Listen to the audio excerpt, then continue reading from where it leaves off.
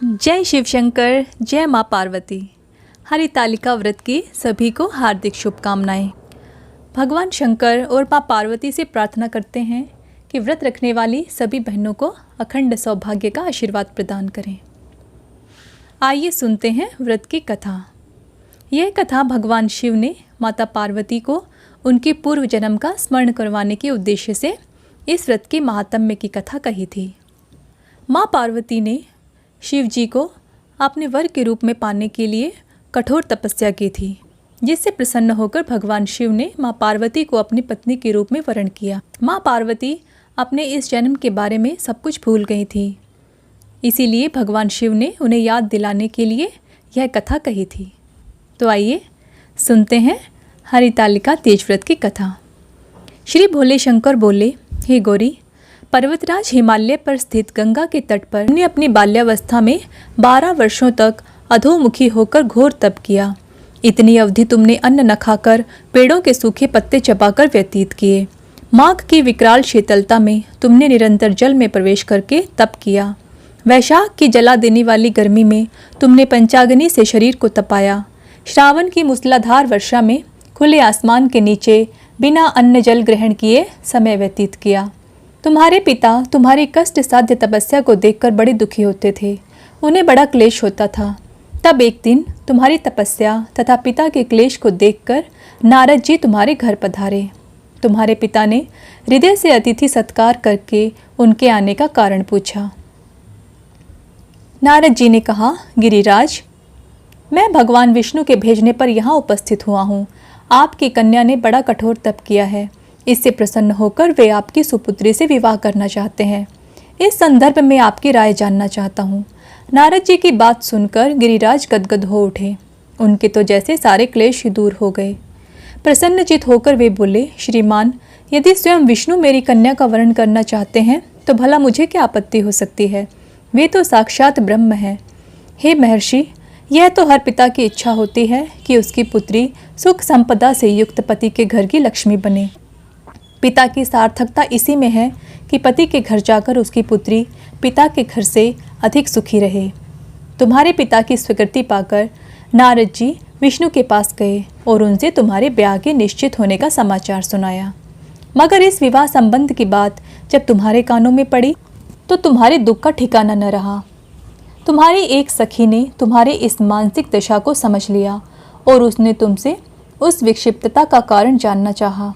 तब तुमने बताया, मैंने सच्चे हृदय से भगवान शिव शंकर का वरण किया है, किंतु मेरे पिता ने मेरा विवाह विष्णु जी से निश्चित कर दिया। मैं विचित्र धर्म संकट में हूँ, अब क्या करूँ? प्राण छोड़ देने के अतिरिक्त अब कोई भी उपाय शेष नहीं बचा है। तुम्हारी सखी बड़ी ही समझदार और सूझबूझ वाली थी। उसने कहा, सखी, प्राण त्यागने का इसमें कारण ही क्या है? संकट के मौके पर धैर्य से काम करना चाहिए। नारी के जीवन की सार्थकता इसी में है कि पति रूप में हृदय से जिसे एक बार स्वीकार कर लिया, जीवन पर्यंत उसी से निर्वाह करे। सच्ची आस्था और एक निष्ठा के समक्ष तो ईश्वर को भी समर्पण करना पड़ता है। मैं तुम्हें घनघोर जंगल में ले चलती हूँ, जो साधना स्थली भी हो और जहाँ तुम्हारे पिता तुम्हें खोज भी ना पाएं। वहाँ तुम साधना में लीन हो जाना। मुझे विश्वास है कि ईश्वर अवश्य ही तुम्हारी सहायता करेंगे। तुमने ऐसा ही किया। तुम्हारे पिता तुम्हें घर पर न पाकर बड़े दुखी और चिंतित हुए। वे सोचने लगे कि तुम जाने कहाँ चली गई। मैं विष्णु जी से उसका विवाह करने का प्रण कर चुका हूँ। यदि भगवान विष्णु बारात लेकर आ गए और कन्या घर पर न हुई तो बड़ा अपमान होगा। मैं तो कहीं मुंह दिखाने के योग्य भी नहीं रहूँगा। यह सोचकर गिरिराज ने जोर शोर से तुम्हारी खोज शुरू करवा दी। इधर तुम्हारी खोज होती रही और उधर तुम अपनी सखी के साथ नदी के तट पर एक गुफा में मेरी आराधना में लीन थी। भाद्रपद शुक्ल तृतीया को हस्त नक्षत्र था। उस दिन तुमने रेत के शिवलिंग का निर्माण करके व्रत किया। रात भर मेरी स्तुति के गीत गाकर जागी।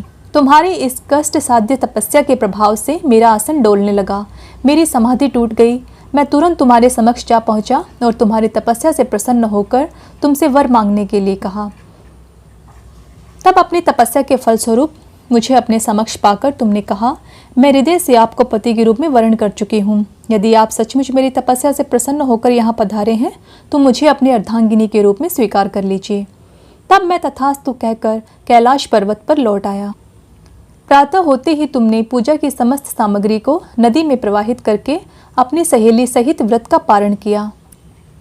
उसी समय अपने मित्र, बंधु व दरबारियों सहित गिरिराज तुम्हें खोजते खोजते वहां आ पहुंचे और तुम्हारे इस कष्ट साध्य तपस्या का कारण और उद्देश्य पूछा। उस समय तुम्हारी दशा को देखकर गिरिराज अत्यधिक दुखी हुए और पीड़ा के कारण उनकी आंखों में आंसू उमड़ आए थे। तुमने उनके आंसू पोंछते हुए विनम्र स्वर में कहा, पिताजी, मैंने अपने जीवन का अधिकांश समय कठोर तपस्या में बिताया है। मेरी इस तपस्या का उद्देश्य केवल यही था कि मैं अपने महादेव को पति के रूप में पाना चाहती थी।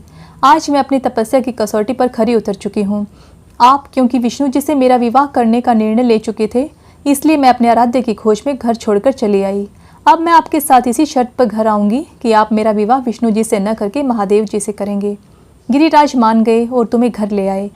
कुछ समय के पश्चात शास्त्रोक्त विधि विधान पूर्वक उन्होंने हम दोनों को विवाह सूत्र में बांध दिया। हे पार्वती, भाद्रपद की शुक्ल तृतीया को तुमने मेरी आराधना करके जो व्रत किया था, उसी के फलस्वरूप मेरा तुमसे विवाह हो सका। इसका महत्व यह है कि मैं इस व्रत को करने वाली कुंवारियों को भी मनोवांछित फल देता हूँ। इस व्रत को करने से सुहागिन स्त्रियों को अखंड सौभाग्य की प्राप्ति होती है। इस व्रत से जुड़ी एक मान्यता यह भी है कि इस व्रत को करने वाली स्त्रियां पार्वती जी के समान ही सुखपूर्वक पति रमण करके शिवलोक को जाती हैं। सौभाग्यवती स्त्रियां अपने सुहाग को अखंड बनाए रखने और अविवाहित युवतियां मन मुताबिक वर पाने के लिए हरितालिका तीज का व्रत करती हैं। इस व्रत को करने वाली स्त्रियां सूर्योदय से पूर्व ही उठकर नहा धोकर श्रृंगार करती हैं। पूजन के लिए केले के पत्तों से मंडप बनाकर गौरी शंकर की प्रतिमा स्थापित की जाती है। इसके साथ ही पार्वती जी को भी सुहाग का सारा सामान चढ़ाया जाता है। रात में भजन कीर्तन करते हुए जागरण कर 3 बार आरती की जाती है और शिव पार्वती विवाह की कथा सुनी जाती है। इस व्रत में व्रती को शयन का निषेध है, इसके लिए उसे रात्रि में भजन कीर्तन के साथ रात्रि जागरण करना पड़ता है। प्रातःकाल में स्नान करने के पश्चात श्रद्धा एवं भक्तिपूर्वक किसी सुपात्र सुहागिन महिला को श्रृंगार सामग्री, वस्त्र, खाद्य सामग्री, फल, मिष्ठान एवं शक्ति आभूषण का दान करना चाहिए। रेत के शिवलिंग बनाए हैं, उनका जलाशय में विसर्जन किया जाता है और खीरा खाकर व्रत को संपन्न किया जाता है। कहानी अच्छी लगी हो तो लाइक कीजिएगा और प्लीज़ चैनल पर नए हैं तो सब्सक्राइब करना मत भूलिए। धन्यवाद।